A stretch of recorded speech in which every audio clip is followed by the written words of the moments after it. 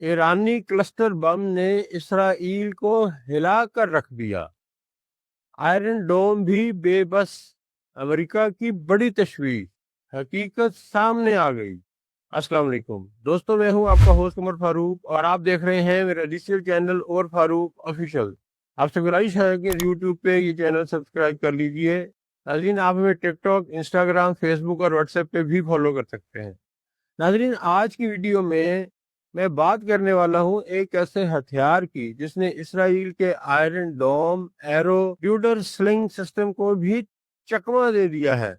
ईरानी cluster bomb, cluster warhead missile.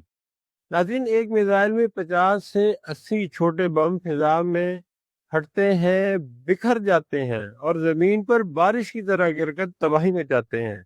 America अब परेशान है कि आयरन डोम के इंटरसेप्टर खत्म हो रहे हैं। इसराइल के नुकसानात बहुत ज्यादा हैं, मगर इनकी कंट्रोल्ड मीडिया ने कम दिखाया है।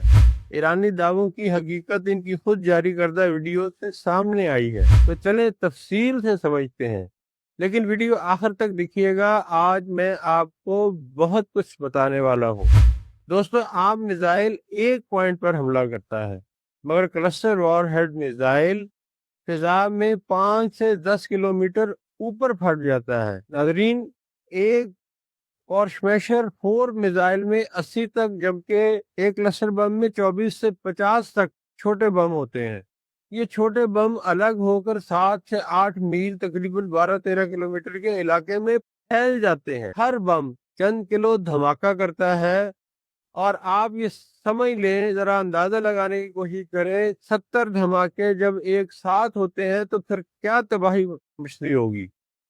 इसराइल का दिफाई सिस्टम बड़े मिसाइल्स को तो रोक लेता है, मगर ये छोटे छोटे बॉम्ब उससे इंटरसेप्ट नहीं हो पाते।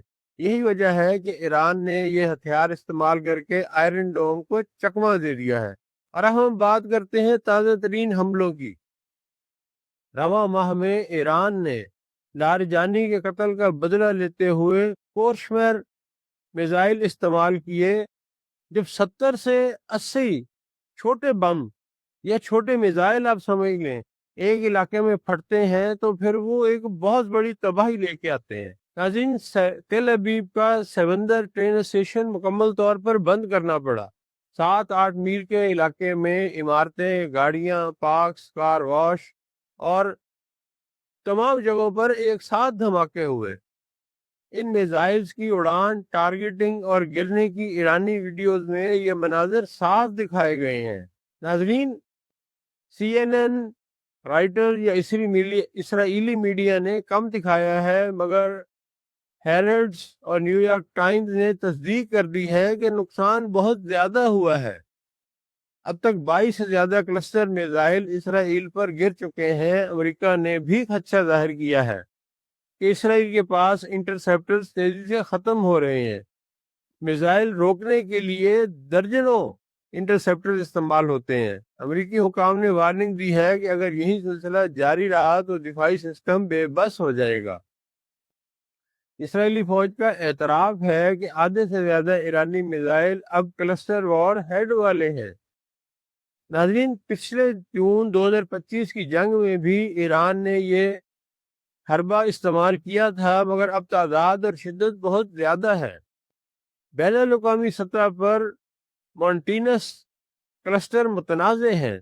बहुत से ममालिक ने इन पर पाबंदी लगा रखी है, क्योंकि ये इनडिस्क्रिमिनेट तौर पर शहरी इलाकों में नुकसान पहुंचाते हैं और जो अनएक्सप्लोडेड बॉम्ब्स होते हैं वो बाद में भी खतरा बनते हैं। एमनेस्टी इंटरनेशनल और अक़वाम मुत्तहिदा ने कहा है कि ये इंसानी हकूक की खिलाफ वर्जी है, मगर ईरान के खिलाफ भी यही बम इस्तेमाल होते हैं, तो फिर ईरान कैसे और क्यों पीछे रह जाता।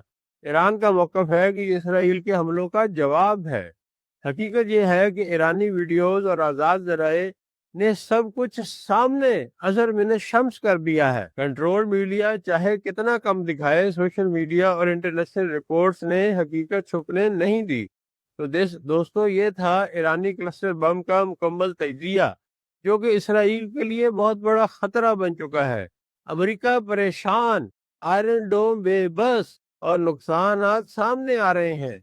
ناظرین آپ کو کیا لگتا ہے کہ کیا یہ جنگ مزید بڑھے گی؟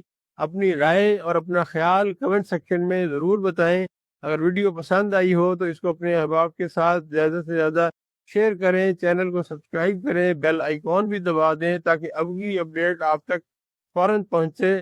ناظرین آپ سے ملاقات ہوگی اگلے ویلاگ میں، تب تک کے لیے خدا حافظ۔